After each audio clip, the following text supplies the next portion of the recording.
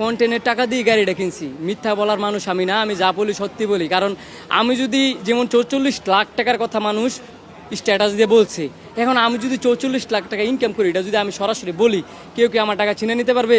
কেউ পারবে না। কিন্তু এটা ভুয়া নিউজ দেওয়ার দরকার আছে কি? গাড়ি একটা কিনছি 20 লাখ টাকা দিয়ে, আর মাসে ইনকাম করি 3 থেকে 4 লাখ 5 লাখ, এর বেশি আমরা ইনকাম করতে পারি না। এটা সবাই জানে। আপনারা অযথা গুজব ছড়ায় কোনো লাভ নাই।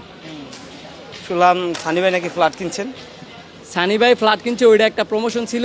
আসলে এই মানুষটার কথা যতই বলি না কেন ততই কম হয়ে যাবে।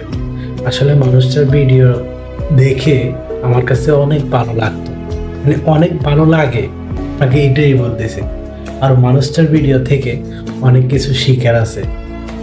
আসলে যে মানুষের টাকা পয়সা হয়ে গেলে যে মানুষের অ্যাটিটিউড বেড়ে যায়, এটা কিন্তু একটা বাস্তব একটা কথা।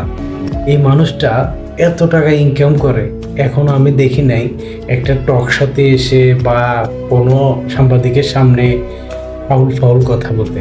ভাই রেসপেক্ট করি, এমনকি সবসময় রেসপেক্ট করে যাবো, সামনের দিকে এগিয়ে যান ভাই।